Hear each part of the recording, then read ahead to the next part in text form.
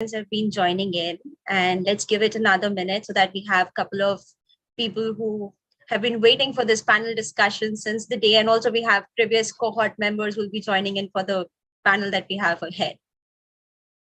Good evening, everyone. Good evening, all. Good evening. Good evening, all of you.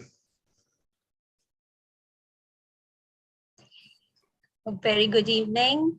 Great. We can see a lot of people have actually joined in. So I'll take this opportunity to welcome each and everyone who's joining in today on behalf of the entire Mindler team.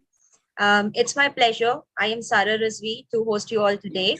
And here we have a brilliant panel with us for today's panel discussion on the topic, how are universities helping students for new age career choices? Without taking much time, I'll take this opportunity to introduce each and every panelist that we have here to you all.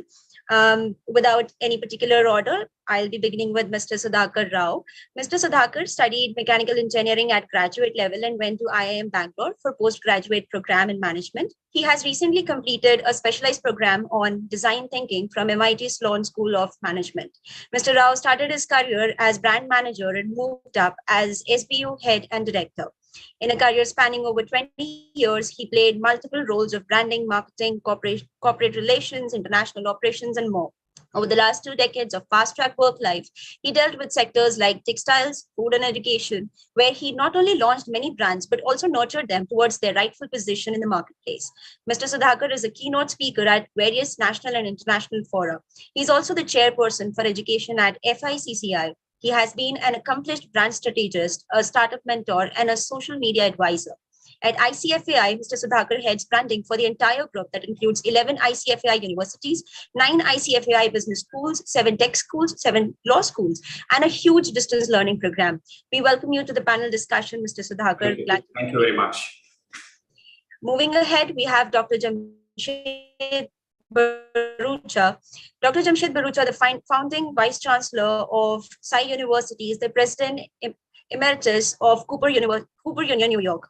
His previous positions include provost and senior vice president, Tufts University, dean of the School of Arts and Science, Dartmouth College, fellow at the Center for Advanced Study in the Behavioral Sciences, Stanford University, and visiting scholar at Howard University, Stanford University, and Carnegie Mellon University. He has done extensive research in cognitive psychology and neuroscience, focusing on the cognitive and neural basis of the perception of music. He was editor of the interdisciplinary journal Music Perception. Dr. Bharucha is a Pride of America honoree accorded by the Carnegie Corporation of New York. He is a recipient of the Distinguished Achievement Award by alumni and alumni of Vassar College and Huntington Teaching Award by Dartmouth College. He completed his PhD in psychology at Howard University. He's also an alumnus of Yale University, Vassar College, and the Trinity College of London. We are glad to have you here as a panelist, Dr. Jamshed. Thank you so much for joining us. My pleasure. Moving ahead, we have Mr. Manoj Madhavan Kutti. I hope I'm pronouncing it correctly. Director of Administration and International Relations. Mr. Manoj joined SRM University, Delhi, NCR as the Deputy Director, Admissions and Coordinator, International Relations in 2017. Previously, he had been concentrating on domestic student recruitment, marketing strategies and planning, and enrollment management in the admissions department. Currently, being the director, he shoulders the responsibilities of establishing international academic partnership, organizing international events, conferences, recruitment of international students, and exploring areas of research, industrial collaboration with global institutions, and heads the Office of International Relations. After his bachelor's in technology from Anna University, his managerial calling enables him to pursue his double Master of Science program, Masters in International Strategic Management from the University of Bradford, UK, and MSc in International Business Management from Kosminski University, Poland. He also obtained Erasmus Plus scholarship for international business at RWTH School of Business, Germany. We are glad to have you here, Mr. Manoj. Thank you so much for joining us as a panelist. Thanks a lot, Sarah. Pleasure is all mine. Thank you. Moving ahead, we have Dr. Aditya Aburi. Dr. Aburi received his BTech in Electrical and Electronics Engineering from JNTU, Hyderabad, MS in Electrical Engineering from the University of Idaho, USA in 2007 and PhD in physics also from University of Idaho in 2012. He is currently associate professor in electrical and electronics engineering at Mahindra University. Previously, he worked as assistant professor at Bennett University. The central focus of Dr. Aburi's research is in the study of nanomaterials and their applications. Specifically, he is interested in the fabrication of nanoporous thin films and their applications for sensors and energy storage devices. Currently, he is researching new processes for continuous bulk production of nanomaterials engineered for various applications. Dr. Aburi has been an active participant in several international conferences such as the IEEE Nano, American Physical Society, and SPIE. His articles have been published in IEEE Sensors, Journal of Porous Materials, Journal of Material Science and Engineering, and Journal of Superconductivity and Novel Magnetism, amongst others. Thank you so much for joining in, Dr. Aditya.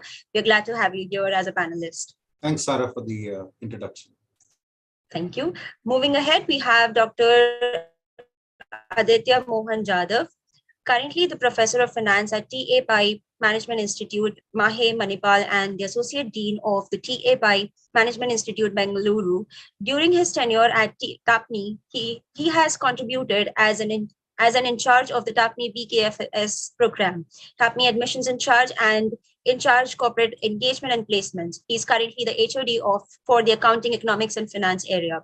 He has conducted training programs for the professionals from Indian Railways, ICICI Bank, MRPL, Syndicate Bank, NSE, and many more. He has teaching experience of more than 12 years and industry experience of around 3 years. Prior to joining TAPMI, he worked at ICFAI Hyderabad for around 8 years, during which he pursued his PhD from ICFAI. He visited Monash University, Australia as a visiting academic research from 2008 to 2009. He is currently a CFA Level 2 cleared candidate and will appear for the final level in November 2022. His areas of research and teaching involve financial planning and advising, business valuation, corporate finance, project finance, and corporate governance. He has published around 10 papers in reputed ABDC journals and has presented his research work in more than 15 conferences. It's an honor to have you here with us, Dr. Aditya. Thank you so much for joining. Thanks, Sarah. Thank you. Last but not least. Good afternoon, Sudhakar sir. How are you? Good evening, Dr. Aditya. It is such a pleasure to see you after a long time. Yeah. Great. Thank you so much for joining in. And last but not the least, we have our moderator, Ms. Shilpa. Ms. Shilpa is an alum of the International Management Institute and has a master's in psychology from the University of Phoenix, USA. Packing over 25 years of incredible experience in career guidance, life coaching, HR management, and teacher training, Shilpa brings a holistic purview of the entire education and skill building spectrum from schools to organizations. As an independent trainer, Shilpa has coached students at some of the prestigious colleges of Delhi University, such as Miranda House, Ramanujan College, Acharya Narendra Dev College, Lady Shri Ram College for Women, Deen Dayal Upadhyay College, Shahid Sukhdev Singh College of Business Studies, and at the compelling list of prestigious schools and organizations across the country. She is a passionate coach with a flair for comicality and storytelling, which makes her an instant hit among hundreds of students and learners of all age groups. I am glad to host all of you here. Thank you so much, Shilpa ma'am, for joining in, and over to you. Thank you so much, Sarah. Good evening, everybody, and good evening to a very august panel. I am very excited to be talking to such distinguished people and who have achieved so much. And I think your input in terms of what you will be able to tell our panel, our attendees today in terms of their journey when it comes to how they're going forward with looking at dealing with students, working with students, and what is important for them as career coaches to keep in mind is going to be an important input that they get. We talk about new age a great deal. New age is a buzzword. Everything is new age these days if we're looking at things. And if we don't understand something, we end up saying it's new age. So it's a really great catch-all that helps us be able to get out of situations as well. So if somebody asks me if I know something about a particular career or another area, I'm able to snake out of it by saying, that's really new age. So I'm going to have to find out about it. But yeah, so really great catch-all, which also therefore makes it an area that is highly shrouded in confusion and also an area that ends up becoming actually, in a really exciting way, open to a lot of interpretation and open to being a lot of application from that measure as well. So I do want to be able to try and build some sort of structure through our conversations around that today and be able to help people understand, one, the fact that we're seeing with the NEP a massive change that's taking place at the scholastic level and at the university level in terms of what learning means. There was a particular way in which we studied. You went in, you studied, picked a stream, you got into a particular race, you did your 3 years and you got out, and then you went across and you picked another specialization, and it was a very specialist driven world. I would dare say that it's much more of a generalist driven world now. I may be wrong, but that's my take, and I would love to be able to hear on that as well.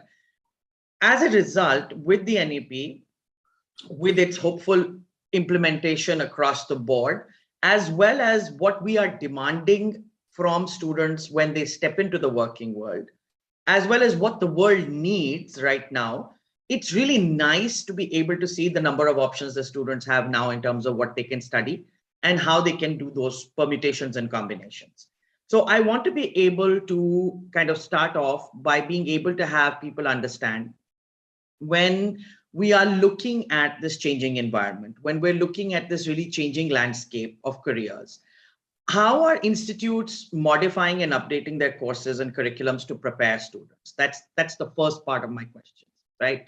The second part of my question is also, what are some of the courses or areas of study that your institutes are offering students that are going to fit into this new age bracket, as well as kind of sort of prepare them for what might be coming their way?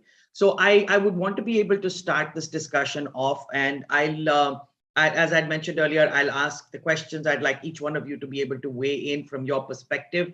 If it's quite all right, I would like to start with Dr. Bharucha first. Then I'd like to go to Mr. Rao, then to Aditya, and then to Dr. Jadhav, and then to Manoj. I hope that's all right. Right? Yes. Perfect. Great. So, Dr. Bharucha, all yours. Thank you, ma'am. It's a pleasure to be on this panel. It's a very important subject indeed.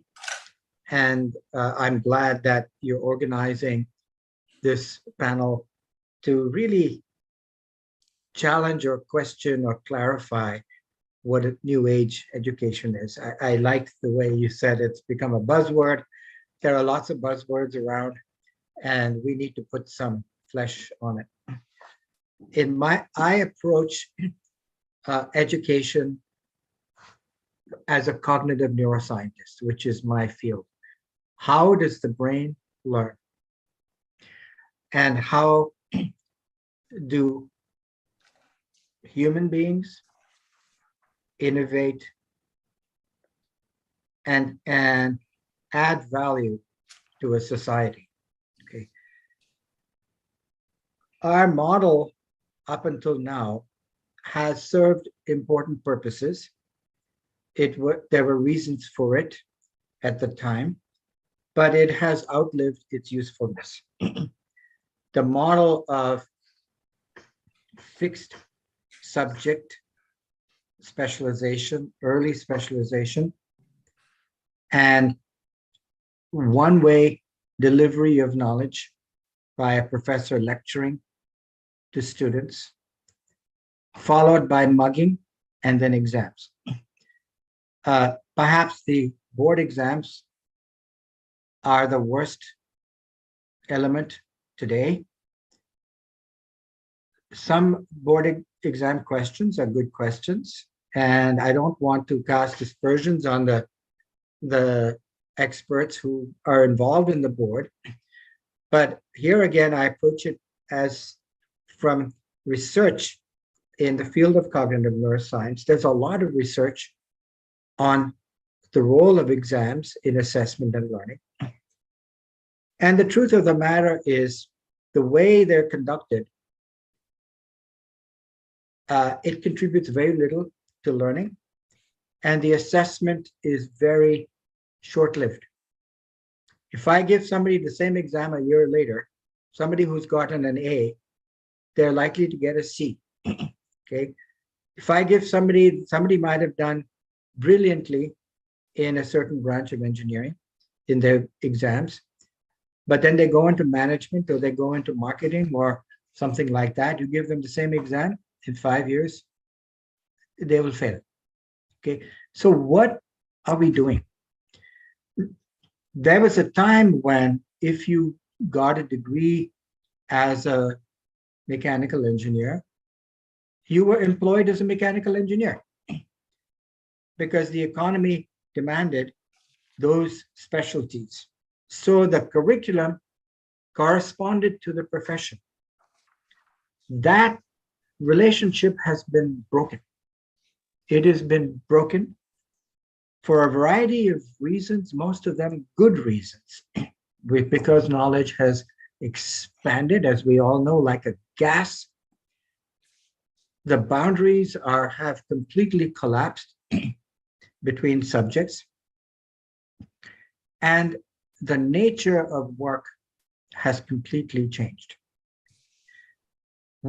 If you speak to some of the top industry leaders, and I have in mind Mr. Narayan Murthy, co-founder of Infosys, who's on our Sai University board, who is a great inspiration.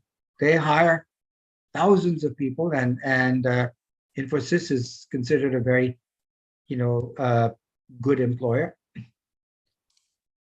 He says what they are really looking for, which they simply cannot find among college graduates, are critical thinking and communication.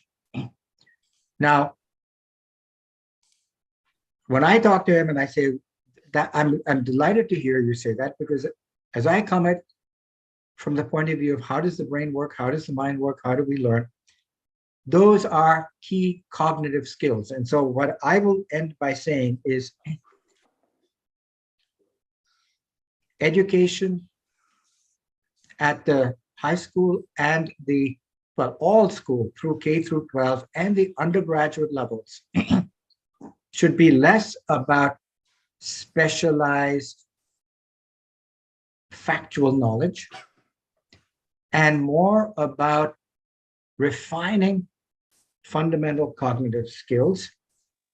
And I will add to the list of critical thinking and communication, I will add problem solving under uncertainty. Okay. One of the problems with board type exams is we all know the same questions come. Okay. I went through board exams, you went through board exams. Okay. And if you go to the coaching and all of that, what do? They get questions from the last 10 years, the last 15 years, knowing that there's a high probability that some of those exact questions, maybe some of the numbers will be changed, will appear. Okay. So you're taught to recognize the template of a question. Oh, this is that kind of question. That is that kind of question. Now I know which formula, plug in the numbers. But when you go to a job, if you go to Infosys or you go to TCS or you go to Amazon or you go to any kind of job, even if it's a service-oriented job or a technical job, you will never, ever encounter anything that is even remotely like what you had to learn from your textbooks for your board exam. Okay, so that connection has completely vanished. And we, the educators, are entirely to blame. Society should hold us responsible for not being agile enough in understanding the changes. So when I say problem solving, it's not solving textbook problems, it's training or preparing our students to have the confidence to walk into a situation that they will encounter in a job-related context or a startup or whatever it is, where they haven't encountered this problem at all, and giving them the confidence to analyze and to frame a new problem, and then approach it. And then creativity, yes, that's been mentioned. I see that popping up on chat. That's my last, creativity and innovation. And that is where India is still behind. When I was a student, which is a long, long time ago, I think I'm older than all of you. I was a student in Bombay. I went to a very liberal school, but I had to do the board exams. Creativity and innovation played zero role. Zero. Zero. Okay. And yet, if you look at the explosion of the IT sector, which dominates now all sectors, information technology, computing, data, not just the technical side of it, but the service side of it, the marketing side of it, business side of it, all sides of it, creativity, the arts have become digital. The law has become digital. All of these things is not about knowledge that is previously known. It's about creating new knowledge. It's about thinking about new applications. It's about thinking innovatively. And I'll just end by giving the cliche example of Steve Jobs, because that characterizes the continuing problem we have in India, which is that parents, influencers think if you don't go to engineering college, you're going to be a failure, particularly in the IT industry. And here we have the most successful IT company in the history of humanity, started by somebody who did not major in computer science. He loved computers, but he loved tinkering with computing kits.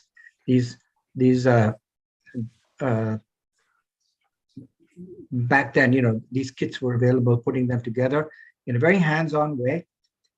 And when you ask him in college, what was the course that influenced him the most in his leadership of Apple? He says it was graphic design. And I remember at the time people saying, this guy is nuts, he's on drugs, he's, this and that and the other. I mean, this is all toy stuff. What is graphic design? It has nothing to do with.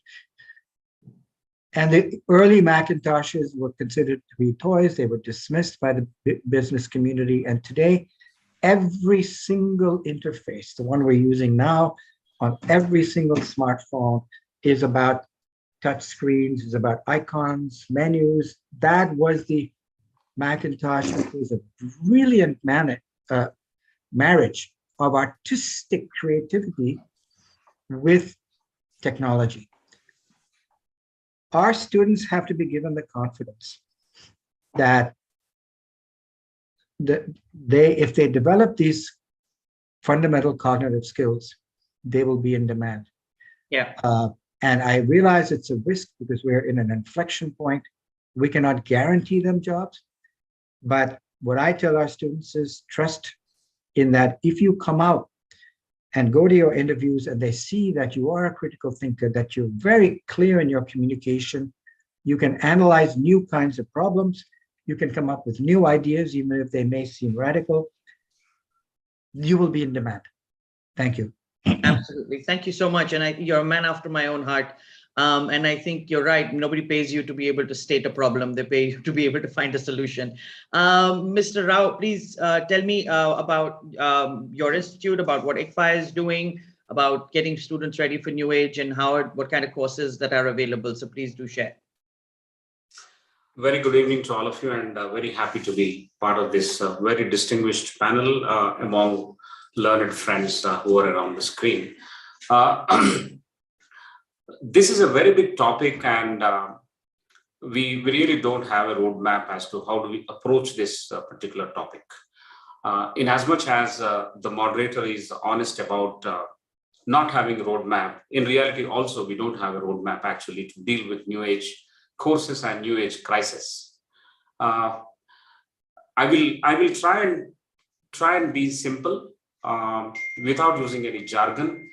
Try and understand what I can contribute to this discussion. Okay, so New Age careers, apart from the buzzwords and all, for the benefit of all the members who are attending, I think there's a large number of people who are attending. They could be students, they could be coaches, and they could be people from school ecosystem as well as higher education ecosystem, given the fact that most of us represent all these domains. Now, in simple language, there are new careers that are emerging which were not there hitherto, which were not there in the recent past. And this emergence is a constant phenomenon, and it is going to happen at greater frequency, in the sense that the changes in careers and new careers themselves will crop up faster than we can imagine. Probably those are the areas of careers, and the choices that we have to make is something that we need to watch out for. So what was not already there in the recent past is now coming up, and therefore there is new age. But new age itself is going to be the next stage, in the sense that every time you sit down and have a panel discussion like this, there will be something new coming up. So therefore it is constant. Now, I have learned a great deal from Dr. Bharucha, and his statements are very, very good, actually. Just to add and probably simplify is that what are the new age careers require us to do, and what are the new age careers themselves? I mean, for some of us and most of us to relate what are the new age careers, let me take some names so that we begin there at least. App developer is a new age career. Social media manager is a new age career. As I look around and talk to various organizations, they are frantically looking to recruit social media managers or digital marketing people, SEO experts, so on and so forth. Data analysts are greater in demand. User experience designers are in greater design. Cryptocurrency, it's understanding applications, how to deal with that on platforms like blockchain. People who can understand non-fungible tokens, gene building and sequencing. Gene sequencing is a very big emerging area. Artificial intelligence and neural networks. Yeah, I would like to, when Dr. Bharucha was speaking, he was commenting on the examination formats, and it is a commentary on the human intelligence or the natural intelligence to be able to draw out endless predictive analytics on the question paper format. True. we do that all the time. I think our guys are extremely interesting, they're intelligent, and they can beat any formats and templates. So the best of the exams are those exams which are application oriented, which are not available at a simple Google search. As simple as that. Then you don't have to have invigilation. You don't have to have all those technically complicated, complex proctoring when you do online examinations. If the question itself is good, I think probably we avoid spending on useless technologies. If the question is something where answer can be copied, you will always have to worry till the end of the examination and even at the end of results. So that was a very interesting point brought up by Dr. Bharucha. I thought I'll talk about the natural intelligence and the predictive technologies we already have and we are born with. Energy storage and battery technologies is something which is highly emerging, and collaborative robotics is something. These are just a few so that our audience will understand what it is. But there are certain things which we should always be prepared for, and that template is also clear now in terms of analytical thinking. How do you get ready for these new age careers? You should have analytical thinking, problem identification, and problem solving. Time management, adaptability, you need to adapt to change of capacity for collaboration, as I mentioned. Collaboration is a result of a soft skill. Soft skill training is a very, very important aspect which has to be taught right from the school. And it has got a long gestation period. Right? It cannot be taught over a few months or one semester. Good institutions are those which take the responsibility of transforming the student. And when they want to transform the student, the soft skill will be part of the curriculum. It is not a passing phenomenon.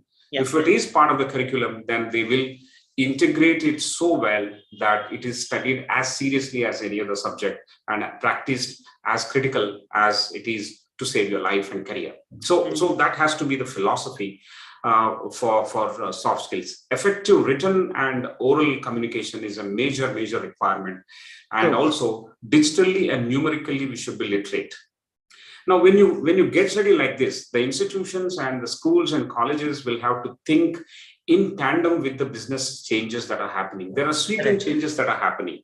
Now, one point I want to mention here is that the beginning is not NEP. NEP is an enabler. The beginning is the sweeping change that's happening out there in the industry. That is the beginning. If you keep your finger on the pulse of the changing industry or the landscape, then you know what to do at the institutional level. The enabler is NEP. The policy making body is going to help us and probably mandate, hey, you need to actually start differently. You need to focus differently. Examinations will have to be changed differently. Acceptability of a new norm is being instilled in terms of a policy. So that's an enabler system. But institutions and institutions and schools and colleges, what do? They have prime movers like teachers. Most of us are teachers. And if teachers are not keeping themselves in tandem with the changing business, then again, there is going to be a disconnect. So ultimately, enablers are there, industry is there, requirements are there, and the responsibility comes back to this. But this blame game of, the policy should change first, then I will change. It is valid to some extent, but it is not valid all the time. So this is the overview I would like to give, and then come back with, I have another 3 points, but I'll come back for second round. And I have a few recommendations also. As far as ICFAI is concerned, we are constantly innovating with respect to the pedagogy, with respect to treating the students as partners and changing the methodologies and outreach activities to it. For example, I'll just give one example. Right. Several institutions have these things, student clubs. Yeah. For the sake of it, all of us have student clubs. For the sake of internships, everyone has got internships. But how do you deal with all these things? What is the energy and the focus that you have for harnessing these platforms is extremely, extremely important for us. Student clubs one should run for, they should learn leadership, they should volunteer. Some of the NGOs that are around your school, college, and town, you need to go out there and share the concerns and work something for them. I think when they do these things, their skills will go up, their collaborative spaces will go up, their contribution will be recognized. So institutions can actually do that, but they can't again do it as part of some tick boxes for some ranking. It has to be part of their institutional philosophy. It should be their school of thought, and it should be their school of action. I'll stop here and I'll come back if you have more questions to ask. I have more points to share, but I'm looking forward to hearing them. So I'm very excited. Aditya, you're up. What's happening at Mahindra University? Tell us. Thank you, Dr. Barucha and Mr. Rao for your points. I'd like to add on in two different, verticals, if I may say. One, the technical aspect, what the careers going forward are going to look like. And then in general, what is it that, we should expect educational institutions to be delivering to the students. Right? I think if you look at the overall development of a student, I know this word has been used multiple times, what we call holistic development. I think that's very important. Dr. Barucha mentioned critical thinking and communication. These are absolutely important because just a technical skill with no real knowledge of identifying a problem and being able to apply to that problem, then actually communicating what you're doing, what should be done, all those things, right? So just a few more things that I'd like to add to the holistic development. I think conventional learning is focused for the most part only on the intellectual capabilities. But I think when we talk about holistic growth, we should aim to develop, physical, intellectual, cognitive, emotional, even social abilities of the student by the time he gets out of college.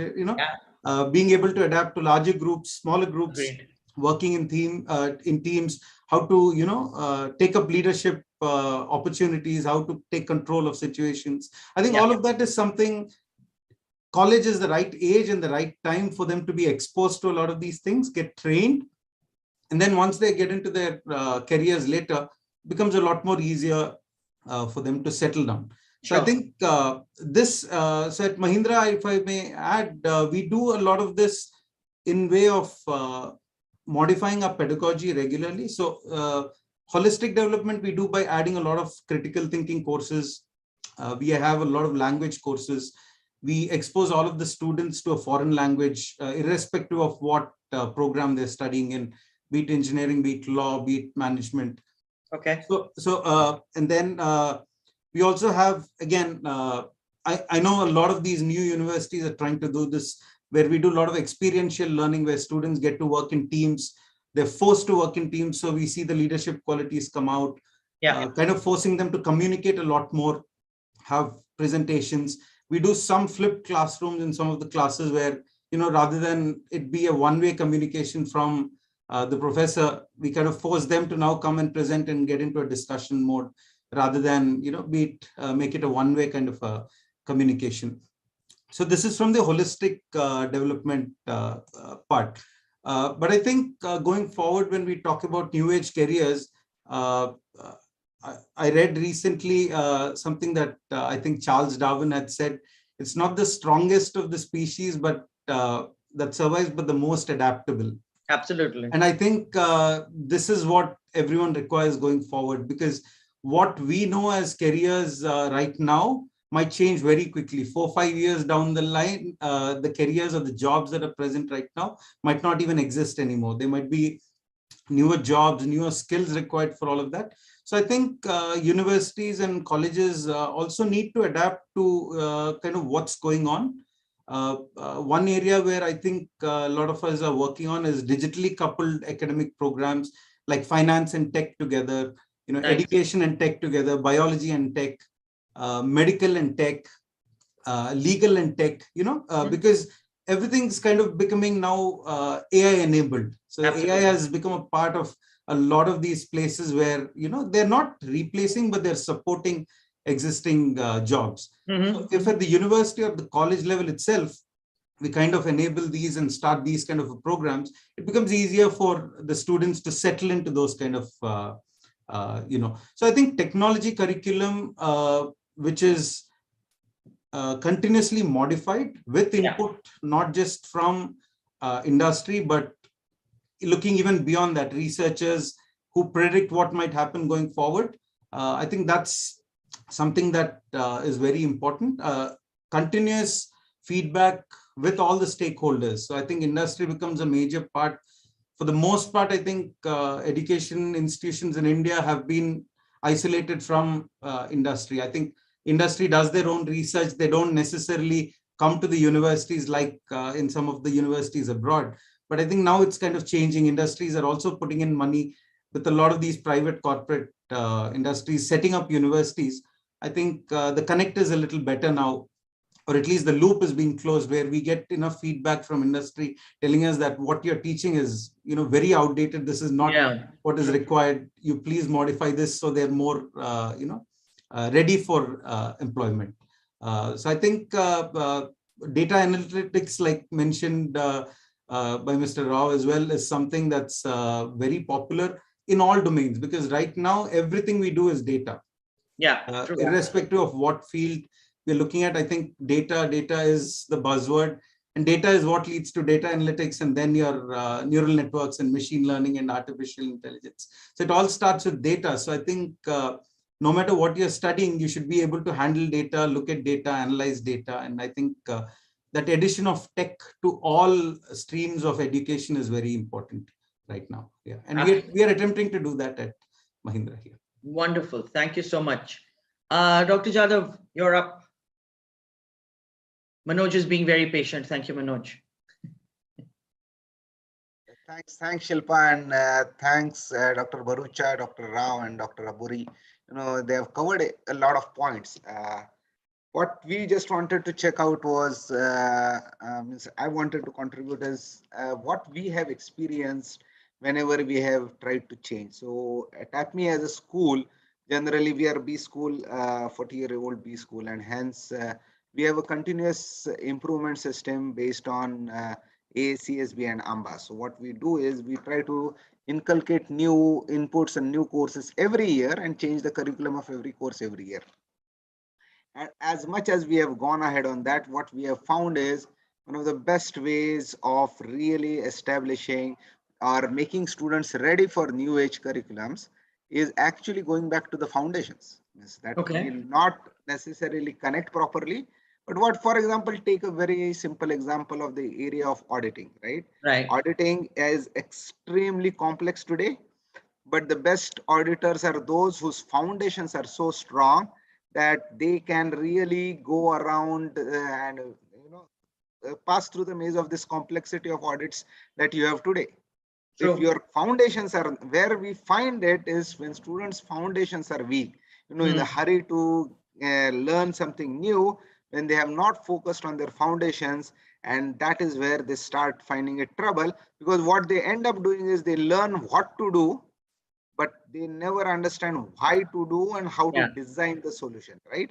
And that is where the foundations. The second thing, I would be very candid to say is no school can solve this problem in life, right?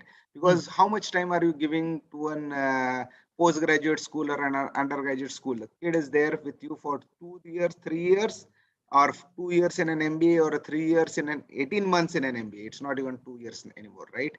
And the 3 years in an undergrad program, 4 years in an undergrad program, and we are expecting them to be ready for all the 30, 40 years of their work life. And that's not a valid expectation in the first place. What a school should do, and we strongly believe a school should do, is develop a passion for lifelong learning. Okay, so if the student is ready to learn, he has that energy and the zeal to continuously learn, and he knows how he has cracked the knack of learning on his own over those 4 years, I'm sure he doesn't fail. So whatever technological innovations come in, whatever new techniques come in, he is certainly, for example, a very simple example, nowadays coding is being introduced at kids with 4 to 6 years old, right? But what would be fantastic and solve many of the problems that Dr. Bro just spoke about, critical thinking, would be if someone discussed about algorithmic thinking in the first place, right? If someone is really good in algorithmic thinking, coding actually comes very easy, right? And if you miss that basis of algorithmic thinking, coding is going to be a very difficult part in the future, because more complex the situation, more complex the codes, better your algorithms need to be. So there are courses in Stanford which are discussing about algorithmic thinking. They have gone back to designing algorithms in a much more stronger manner as a concept, right? Then we also, the last and the most important thing I believe, or rather 2 important things that I believe every student should develop over his education, is adaptability. Very important, right? Things will change very fast, whether we like it or not. If you are not adaptable, if you are not ready to embrace the change, then you are going to be left behind. A lot of mental depression, mental situations that companies have gone, employees have gone through during the last 2 years. Somewhere, if you find the root is in the adaptability issue, right? Companies have not been adaptable, right? They were forced to go for work from home. Similarly, employees have found it very difficult to adapt to the new concepts. That is one. And the second thing is empathy, right? Empathy is something that if it is missing in a person, is going to find it very difficult to solve a problem, right? Today, the world has moved from what you can say products or selling their own products to finding solutions. And the basis of solution finding is empathy, right? If you do not understand the other side well, you're never going to solve this problem, right? And these are the things I think our curriculum should focus on.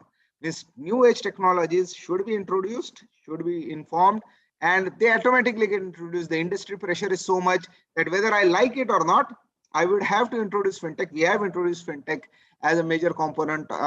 So we are basically talking of fintech as one of the core focuses of TAPMI for the next few years on all fronts. That is research, whether it's our day-to-day operations, or these for the students, on the employment of the students. But at the same time, we are basically saying that this will happen because of industry pressure. But if my students are not adaptable, not empathetic, okay, then they are not going to be great leaders of tomorrow. They will not hold hands of the people who need their help and make the world a better world tomorrow. So that's what I would think should be the focus of the education today. Superb. All right, great. Manoj, finally. Yeah, it's been an absolute pleasure listening to all. I'm both elated and both challenged now, with all these luminaries illuminating this very webinar. But I will try to put in my part where what I feel. I'll have my own take here. India is really striving hard to, compete in this globalized economy in areas that really needs highly skilled professionals. The quality of higher education has become very, very important and very relevant in this very 21st century. So far, India's large educated population base and its reservoir of at least moderately well-trained university graduates have aided the country in moving ahead. But the competition is quite severe. A stunning almost, I read an article where it says almost 86% of the Indian students who are especially in the field of science and technology, who are probably obtaining a degree from US or the UK, do not return back to the home country. That's not the case when a European or a Chinese student goes out and study. China did have this problem in the beginning, but if you closely observe, there's a study by Tsinghua University where they have really started adopting all this Western model. They pay their faculties very well. They invest a huge amount of money in education and research. So that is something that India really needs to look into. NEP is fairly, just scratch the surface. It looks very nice on the paper. Yeah.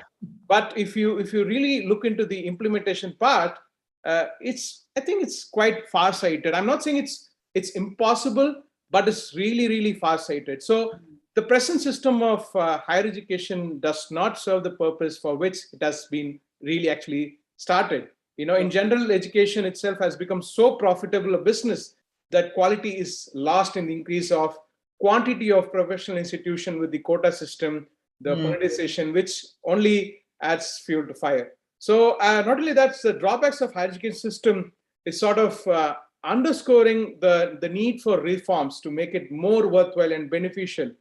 See, one more problem is, I think, even despite being the fact that we are part of the institution, we are becoming more of a graduate generating factory rather than a knowledge generating factory. This is something that we as an educationists need to really put in our brains and see how we can come out of this whole vicious circle. There is clearly a lack of educated educators. Deloitte recently did a study that they did with deans and directors of all. With no offense taken, I think some people are smiling and probably nodding. But what the study, there's figures out there, the statistics are out there by Deloitte, which said 80% of the senior directors and deans, when they were asked about the modern technologies and the pedagogy, what they deploy, it was quite a sad sight to see that more than 75% of the deans did not really have access to these, uplifting technologies. They did not know how to leverage IT to the best of the possibilities to deploy education. So this is clearly, showing that so the career itself is being the least of the option that is being given to choose. It's more of a graduate-oriented approach because the number of PhDs, if you see, early 2000s, there's been a lot of privatization happening in the Indian higher education sector. We have good amount, 50,000 institutions with almost 35 million, people currently studying in the system. Right. But the number of PhDs, if you closely observe, has fairly, been the same. We're not really increasing that much on the research part. It has relatively been the same across, all these last 2 decades. In fact, many institutions, fresh graduates are employed to teach, which will lead to only poor quality of classroom instruction. Most observers of higher education in India feel that performance of higher education institution has been less satisfactory in terms of access, equity, and quality. So these 3 things have really been just less than satisfactory. That's the sad part. Now there is an urgent need to work on the development in both the education sector and the industry. They need to sort of have this beautiful marriage happening. So I think that's one of the need for this 21st century.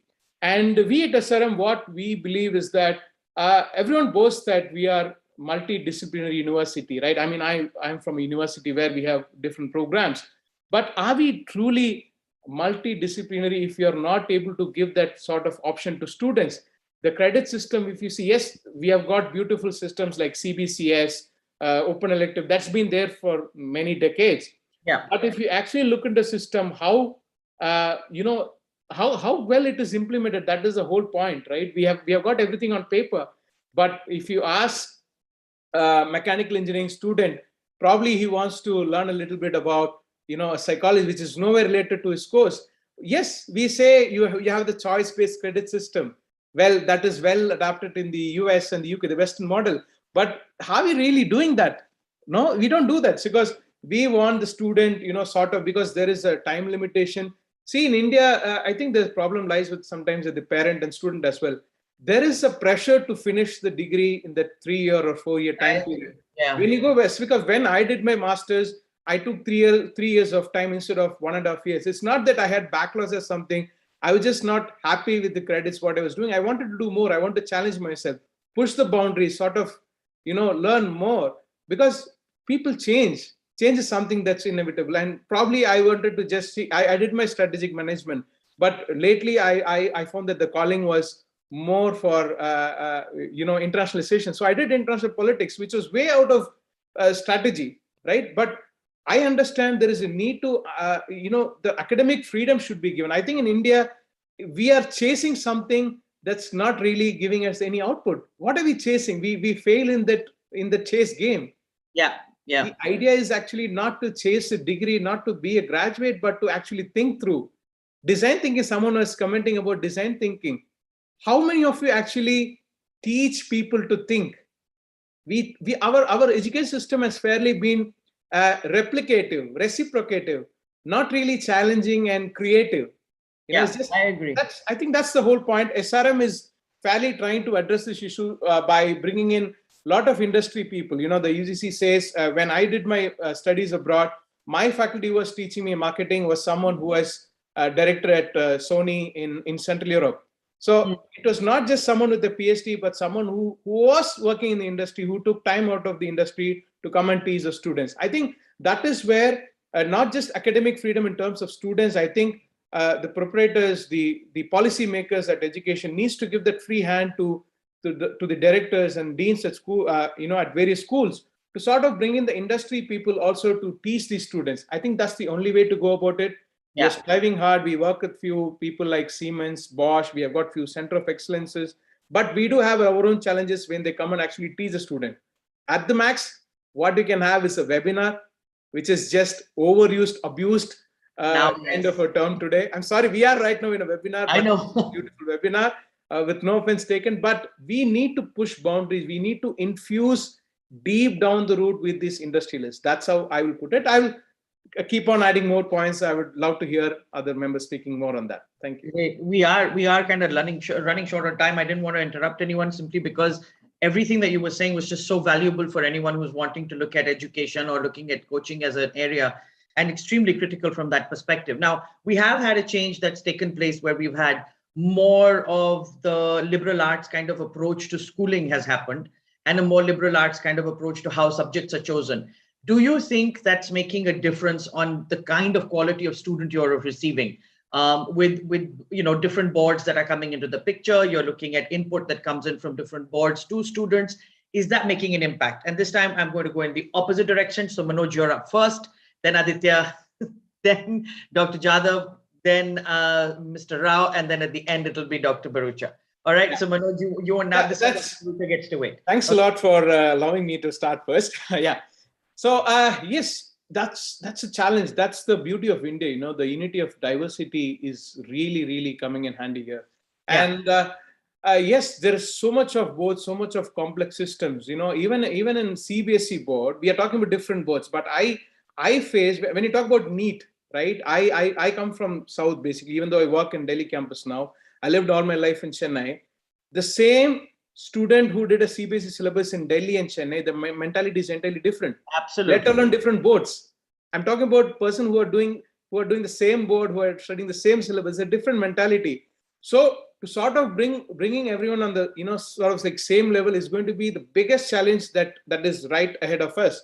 But that's a good challenge that we can actually face. I think rather than just because if you look into engineering, first year we teach about physics becomes applied physics, chemistry become applied chemistry, and mathematics and so on. So what we do is we sort of take the lead from 12th and we try to replicate in first year so that they sort of settle into the system. But I'd say we should look at it a little different. first of all, rather than, sort of continuing that system, the first challenge is to bring everyone on the same level. So definitely liberal arts, not just about inhibiting liberal arts into the system, that alone will not serve the purpose. I think we need to, I said about design thinking, right? So we need to teach people first to unlearn what happened in school level. That's the first thing. So here, it's not about facts and figures. Dr. Barucha was talking about, it's not about teaching people facts and figures. It's higher education where we challenge those facts and figures. The laws does not remain law here. You challenge. That's the beauty of research. So that's why we start the research with null hypothesis. We are always crazy about, starting with something to disprove something, because that's the human mentality. The core fundamental DNA of human, the fueling, essence of human is curiosity that drives everything ahead.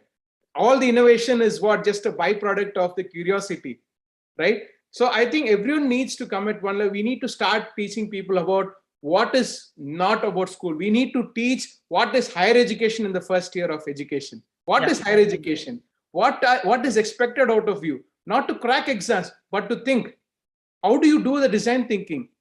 Right? Absolutely. How do you get the courage? How do you muster the courage to challenge the existing systems? How do you crack out of that shell and come out and, go out of the box?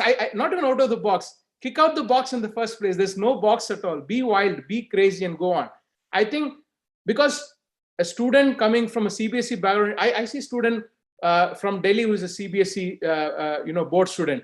And then I also have a student from Bihar State Board. There's a huge difference. You can't even imagine the difference. This Bihar student won't even open his mouth. By the time he opens his mouth, he's already in his final year.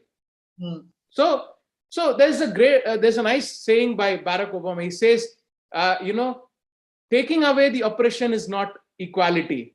Providing opportunity is what true equality means. So not just, giving an opportunity alone is not going to serve the purpose. He should be given the right tools and toolkits to achieve that. So personality development, design thinking, effective communication, all these things should be taught in first year rather than just replicating what we did in 12th. I think it's high time we educators need to really do an overhaul, take all the Western model into consideration, bring in some kind of, people skill set. That is very important, because imagine you are a very good, an engineer, you want to fabricate something. If you get in an industry, if you can't even communicate what you want freely with your colleagues, how are you going to really, work on team building?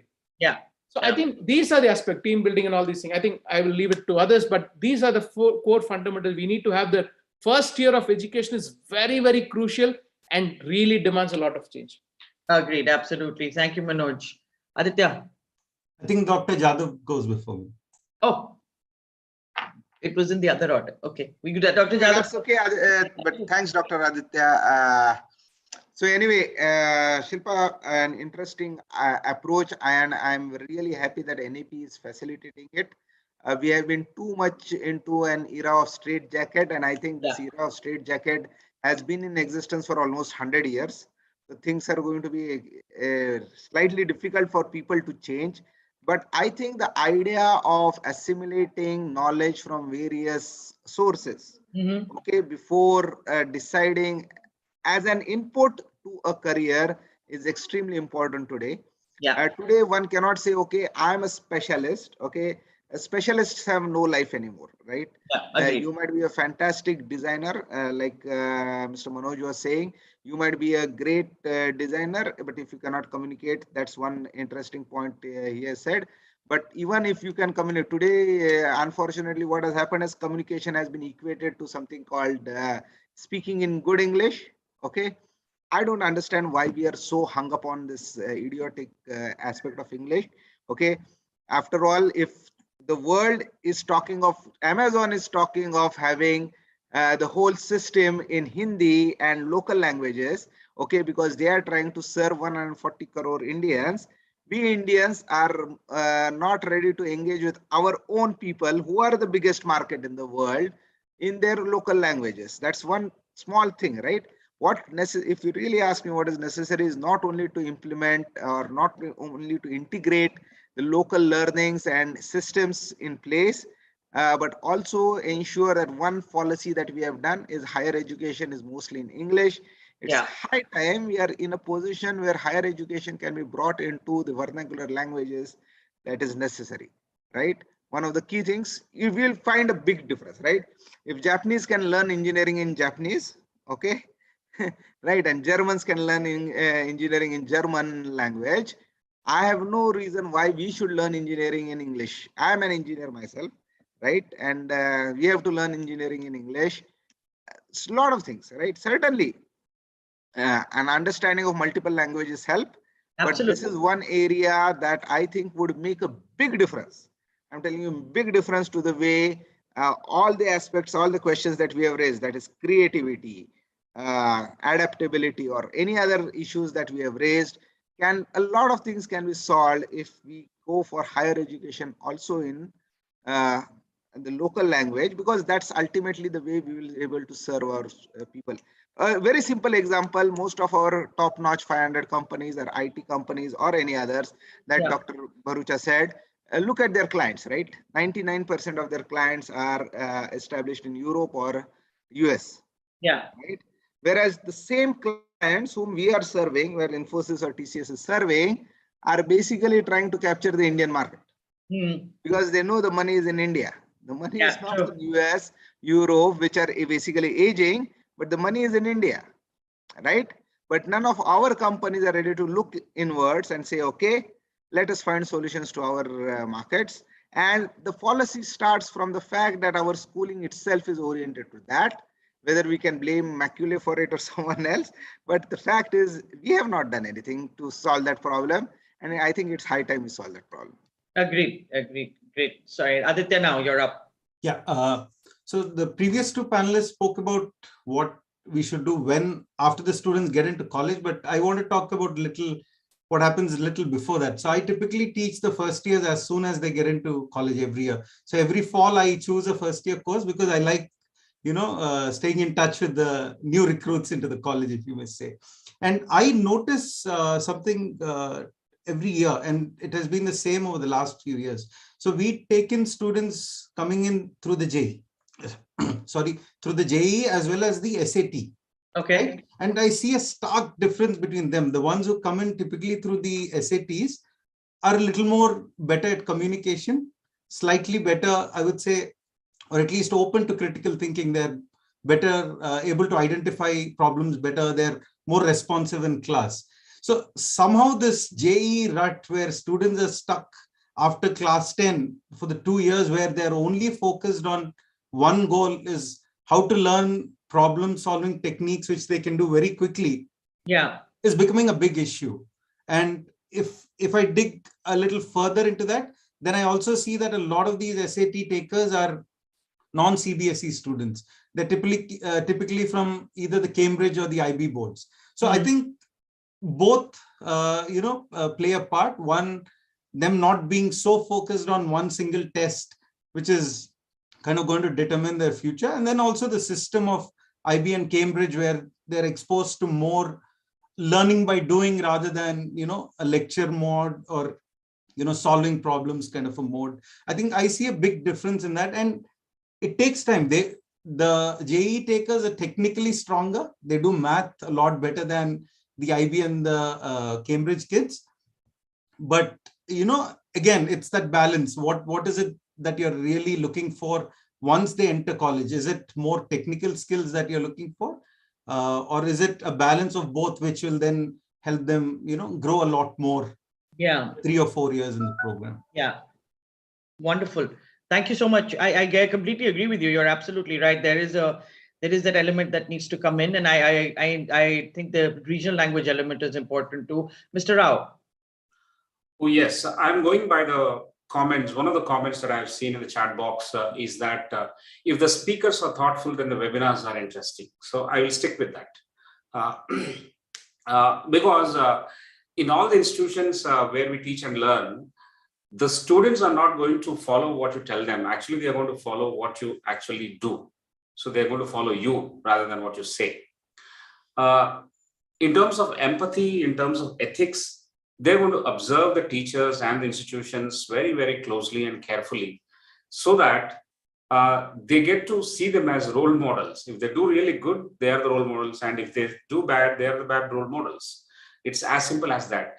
Parents talking certain good things and their worldviews being discussed on dining table will be imparted to the children. Similarly, if the institution behaves in a manner that is not ethical in various practices of admission, academic delivery, placements, placement stories, and the dealing with the industry, I think across all these parameters, there are numerous opportunities for them to fail. There are numerous opportunities to fail, which is when their ethics are tested, which is where the empathy is also tested. These two things will be followed by the students. Either they will have great respect for the institution or they do not have the respect for the institutions. As simple as that. So if you don't manage the time well for this webinar, I have no right to tell them that time management is a very important aspect in the future. As simple as that. I'm going to take that blame because having failed to manage the time, I will take that blame and not anybody else. But 2 to 3 points which I want to mention is that first, entrepreneurship should be made compulsory in our colleges. I propose that entrepreneurship has got two very important parameters. One is a sense of ownership, another one is a sense of risk taking. Yeah. When you establish your own firm with an idea that translates and transforms into an organization, and then you take that accountability, you take that that skill to actually differentiate yourself and be successful. All these things you learn when you do. So you need to encourage the students to establish their own organizations while they are still in the college. So entrepreneurship, I propose it to be made mandatory. They learn multiple things in a short span of time, and the institutions will be tested there. Their leadership will be tested, whether they have these incubation centers and whether they're going to invest in their own students. If they are not going to invest in their own students, how do they expect the venture capitalists out there to actually trust them? And one step back, if the parents are not going to invest in their own children in terms of any new ideas that they've come up with, how do they expect the world out there to put money into these business ideas? So we're all tested at different levels. So make entrepreneurship compulsory at the college level. The second point I want to talk about is it under, this is another question in the chat box. I'm trying to connect with them so that I partially undo the blame of using more time. So what's happening is underemployment the issue or the emerging gig economy the issue? I think it is two sides of the same coin. Underemployment is something you're not being able to have gainful employment for a longer time, but employment for a shorter period of time is the other word for gig economy. And that's where short projects and multiple projects will come your way. And I think we should be ready for that. That's my response to them. The third point is we need to when we allowed those liberal arts students with various backgrounds into the classroom, we had a great diversity. The classroom was a microcosm of the society, and therefore, when they graduate and go into workplaces, they will see greater diversity, and they should know that uniformity is like straitjacketing and conditioning, whereas diversity is something that you are opening up and expecting the unexpected. I think that's how we need to prepare these kids and the future leaders for this country. So they need to also be encouraged on double careers.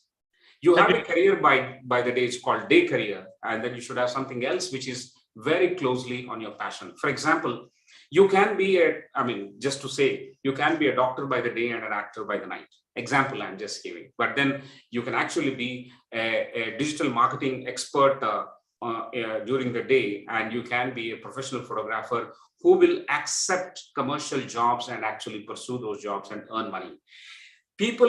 Students are going to pursue these careers if the careers are A, exciting enough, B, they are remunerative or beneficial, in the sense that beneficial through money or in terms of some kind of learning or earning, so to say.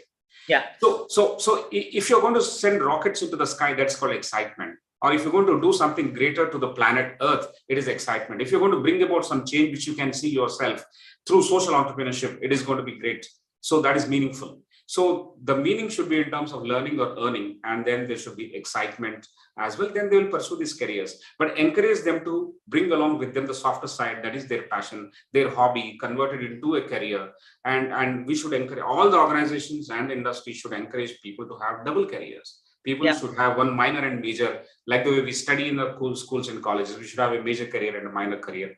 I think that is a very, very important thing. One last thought before I close my remarks is that several careers we listed in the beginning of my talk, and one more is coming up, and it is called Chief of Viral Campaigns. There are several viral campaigns that have been actually taken up in the world, and viral campaigns don't happen if you wish it to be viral. Viral campaigns also are a stroke of luck sometimes, but 90%, there is a great deal of hard work. The anatomy of viral campaigns, if you study, you will get lots of lessons. And then most of these viral campaigns are based on some social good, societal good, social good, benefit for the large number of people. So even if you fail in making it viral campaigns, you will end up doing a greater good for organizations, people, and society at large. And then you will bring together multiple skills, multifunctional requirements to make this viral campaign. And this should be a vertical, this should be a functional area. And this is an emerging new age career that I propose. And I'm sure it is emerging. And I wish people think about it, open their minds. And we in webinars should talk more about such things. And next time onwards, we will be more thoughtful if we have not measured up your expectations. Thank you, ladies and gentlemen. Thank you so much. Dr. Bharucha, your closing remarks. We are, of course, unfortunately running very tight on time. So I just need a few comments from you, if you could. Thank you. I do think that things are moving in the right direction. I think that high school principals are showing a tremendous amount of interest and innovation. I'm in touch with large numbers of them who are very well versed in new research on learning. And but many of them are frustrated by their boards. The boards are moving more slowly. They are reforming, but much more slowly.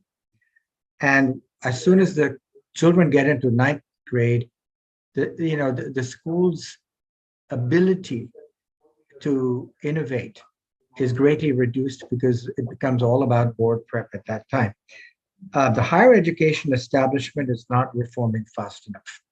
By that I mean, I hate to say it, my own peers, and it's probably true in any sector of reform. The practitioners are the most resistant to reform. I think the regulatory authorities, we have to wait and see. Yeah, I think I've seen important change in attitude at the AICTE at the top, but a challenge in many of these regulators is there's a big gap between the reform-mindedness of the leaders who have been convinced about NEP and are committed to it, versus the bureaucrats at the front line who come in to do the inspections. It's a very, there's a big time lag and that is holding us back. I worry that even though the NEP recommended that the UGC not be a regulatory body, but revert to being the granting body that it used to be, that has not happened. In fact, I think what's happened is the government has conceded that the UGC would be the implementer of the NEP, which, no offense to any individuals, but it's like putting the fox in the chicken coop. Now the NEP is becoming highly bureaucratized, and I worry very much about that it'll become regularized. I don't, for example, the credit-based, the choice-based credit system, which is an excellent concept, and the entry and exit ramps and the credit banks, all of those at the abstract level are great ideas, but in the UGC's interpretation of them, what I see is an impetus to now make everything uniform, so that you can transfer your credits from one university to another. That will undermine reform. We should let 1,000 flowers bloom. None of us is smart enough to know what the future will be like. In fact, there's a lot of research on forecasting. Nobody can forecast the future. And we don't do our kids a service by saying, the future is going to be this or the future is going to be that. They will make the future, and it will not be like anything any of us oldies think. They will make the future with new ideas. Yeah. There'll be new buzzwords, new trends. Today it's machine learning, artificial intelligence, it'll be something else. We need to prepare them to create those new ideas, to have the confidence to implement them, and that will create new jobs. Just quick few more seconds. The faculty culture in India needs serious disruption, not just reform. It is still way too hierarchical. Young talent is told to basically, wait your turn, and it's not so much based on merit as time served. And what you see is then you see flight abroad. India is now the producer of talent in the world. We know that, and the whole world knows that. Yeah. But India is not a destination for that talent. Agreed. And that, I think, no longer a financial issue. It's no longer because India is a poor country. It's no longer a regulatory issue. It's an issue of the culture within higher education establishment, where young people are put down. Students are talked down to. Young faculty are talked down to and discouraged from having new ideas. All the PhD dissertations in India are the same. Okay, I'm sorry to say it, but there's very little encouragement given to PhD doctoral students or undergraduate students to take intellectual risks, to challenge their professors, to challenge orthodoxy. Until that changes, we will continue to see a flight of talent. I myself flew, but then after 40 years in the US, I've come back to India because I think this is India's time. We have to give it a shot. Finally, research. I really hope the government follows through on the recommendation that research funding has to be increased, not 20%, 30%, but 300 or 400%. Absolutely. And research in India is an abomination. We have Indians winning Nobel Prizes and but they're not doing it in India. Absolutely, yeah. Why not? And again, when I say increase funding for research, I hope the government agencies will refrain from trying to dictate the topics and the content of that research. The history of government agencies, corporations, anybody predicting what technology or what scientific advances are going to be dominant 10 years, 20 years, 30 years is very, very poor. You have to have a peer-based granting system based on potential. Absolutely. Not on judgment about whether this is a good problem or that is a bad problem. And the government should not say, we're going to focus our research money on this, that, or the other. I'm hopeful. I am too. After listening to all of you, I'm really hopeful because I know your institutes are going to take us forward. Thank you so much for an absolutely amazing session. I have learned so much from all of you and for your great insights and thoughts. I'm so happy and so glad that I was able to moderate this. I think all our participants learned a great deal, and I firmly believe that I quit corporate because I wanted to go from the school level up is where you teach employability in my books, and that's what the aim is. So by the time they get to college, they're not worried about how to think, they're actually already doing it. And thank you. More power to all of you. May your tribe grow and may you take forward all the new things that you are doing. Thank you so much. I hope to be able to interact with all of you again. Thank you so much, participants, for all your insights and the questions that you've been asking. I will see you all tomorrow, and I will hopefully answer some of the questions that you've asked that we've missed today. And thank you, Sarah, very much. Thank you, everyone. Have a very good evening. Thank you so much. Thank you. Thank you, everybody. Thank you so much, all the panelists and Shilpa ma'am. Thank you, everyone, for joining in. Have a great evening. Bye-bye.